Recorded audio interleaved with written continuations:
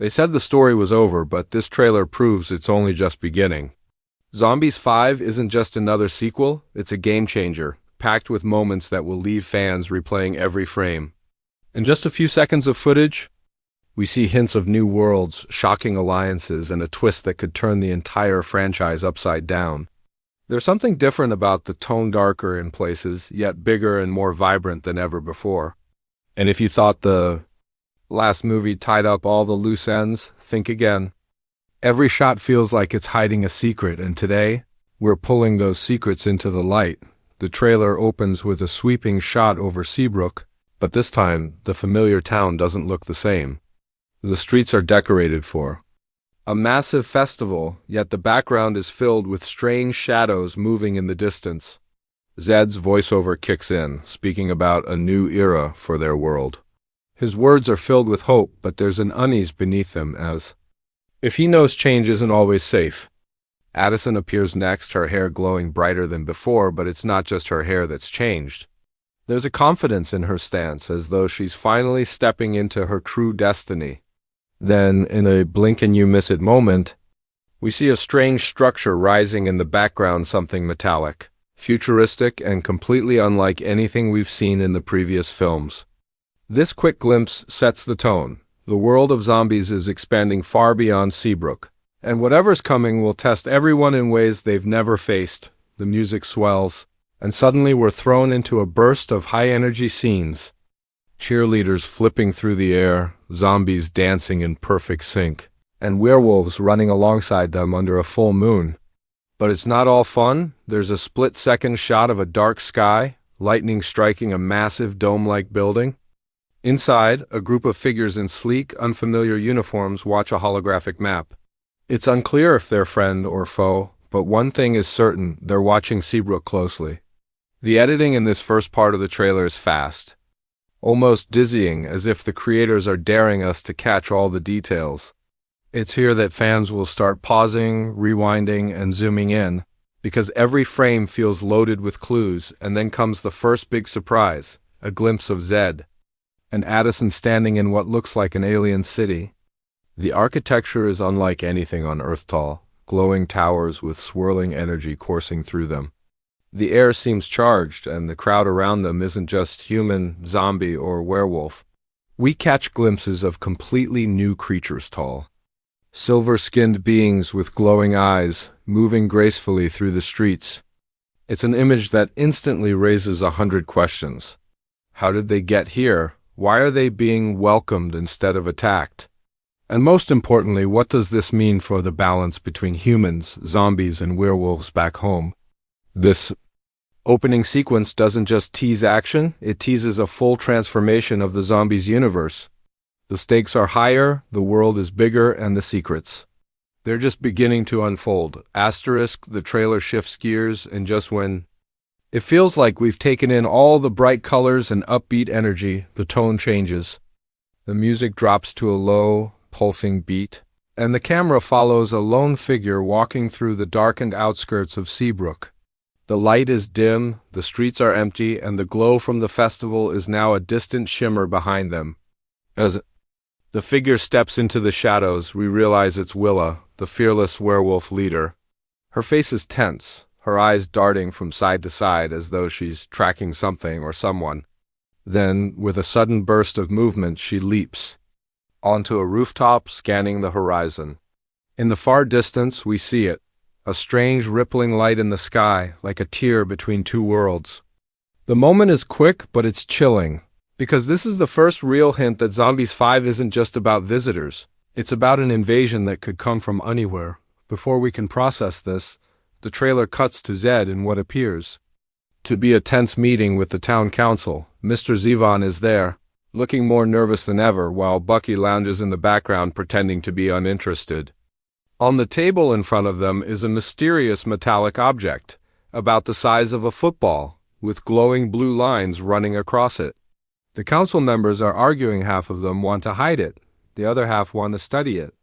Zed looks, caught between wanting to keep Seabrook safe and knowing that this object might be the key to understanding the strange things happening. Addison steps forward, her voice calm but firm, saying, "We can't ignore this. If we do, we'll regret it." This is the moment fans will latch on to, because Addison's confidence here feels like foreshadowing she knows more than she's letting on, and she's ready to lead, even if it means risking everything. The next sequence is a rapid montage, but each shot is packed with detail. We see a massive ship descending over the ocean, casting a shadow so big it swallows the shore. A crowd gathers on the beach, zombies, humans, and werewolves all standing together, watching in stunned silence. Then a bright flash and the ship vanishes into thin air, leaving behind a trail of swirling light.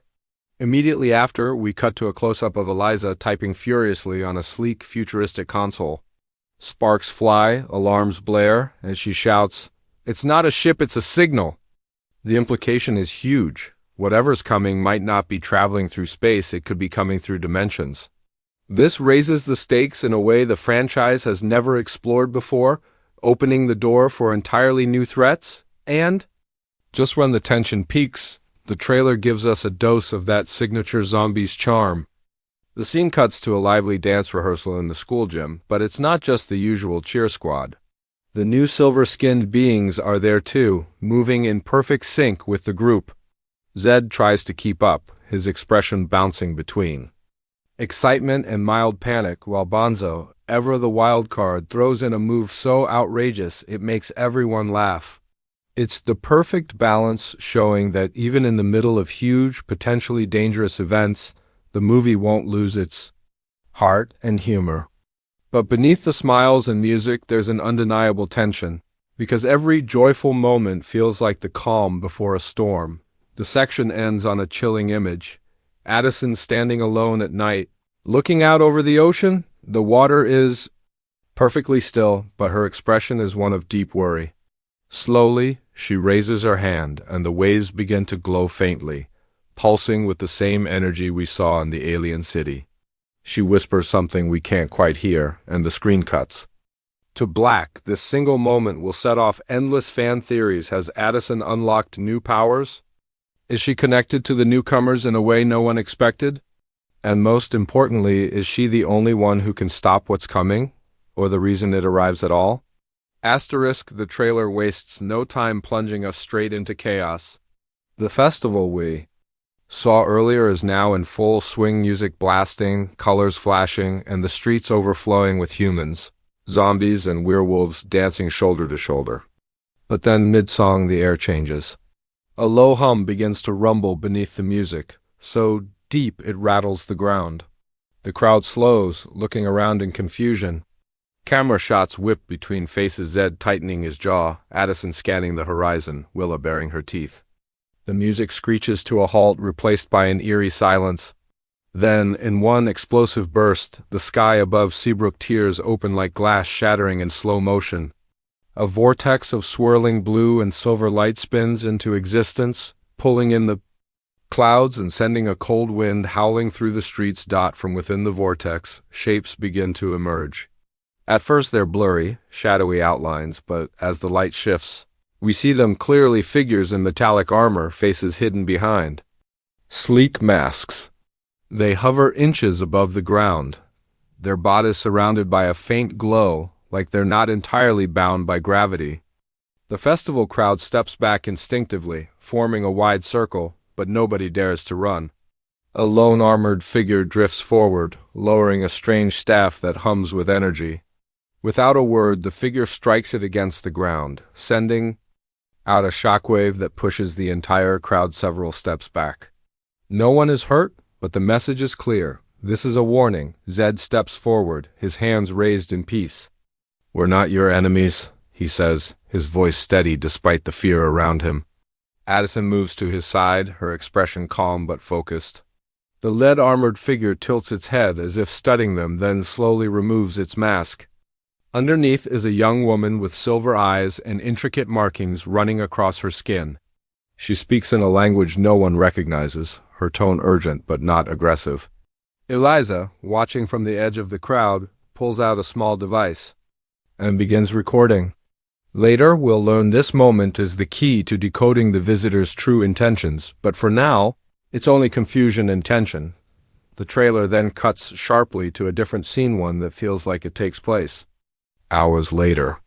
We're inside what looks like a command center, but not one built by humans. The walls are alive with glowing patterns, and the air hums with power. Addison is there, speaking with the silver-eyed woman from the festival. They're standing close, their voices low, and for a brief second, Addison's hair pulses with the same blue-silver energy that surrounds the alien city. The shot is quick, but it's enough to suggest a connection one. That could explain why these visitors have come to Seabrook at all. The tension builds as the montage continues. We see Willa and Wyatt sprinting through the forest, chased by streaks of blinding light. Zed and Bonzo huddle over a holographic map, pointing at what looks like several tier points around the town. Bree, meanwhile, is in the school lab, experimenting with the glowing metallic object from earlier. In one heart-stopping shot, it bursts to life in her hands, projecting a beam of light into the sky straight toward the vortex. The implication is clear: whatever this object is, it's connected to the visitors, and it might be the key to controlling or destroying the portal. Then comes the first real sign of conflict. We see the armored figures clashing with the werewolves in a high-speed chase through the outskirts of Seabrook. The choreography is intense flips, leaps, and bursts of glowing energy lighting up the night. Willa manages to tackle one of the visitors, pinning them to the ground, but when she rips off their helmet, she freezes. The person underneath is young, terrified, and very much not a soldier. The moment lingers for just a second before the screen cuts to black, leaving the audience with the realization that maybe the visitors aren't the villains after all. The section ends with one of the most haunting shots in the entire trailer: Addison standing alone at the festival grounds. After the crowd has dispersed, the decorations are torn, the lights flicker weakly, and the vortex still swirls ominously above the town. She looks straight into the camera, straight at us, and says in a low voice, "It's already begun." The screen fades to black, and the hum of the vortex echoes long after the image disappears. The next part of the trailer opens with a quiet, almost intimate scene, so still it feels out of place after all the chaos. We see Zed and Addison in what looks like the Seabrook High rooftop garden, lit only by the pale blue glow from the vortex overhead. Zed is pacing, frustration written all over his face, while Addison sits on the ledge, staring into the distance. Their conversation is muffled by the wind, but the tone is heavy. This isn't just worry about the visitors, it's about trust. Addison's voice cuts through as she says, "They're not here to hurt us." Zed stops cold, turning toward her with disbelief. "You can't know that," he replies, and the camera lingers on her face, showing a flicker of something, fear, maybe guilt, that she quickly hides. It's the first sign that Addison might be keeping a dangerous secret from everyone, including Zed. The trailer wastes no time feeding into this suspicion. The scene changes to Willa and Wyatt tracking movement in the forest. They're following a set of strange, glowing footprints that vanish and reappear like pulses of light. The deeper they go, the quieter it gets, until the only sound is the crunch of leaves underfoot. Suddenly, a rustle above and a figure drops down in front of them. It's one of the armored visitors, but this one isn't masked or armed.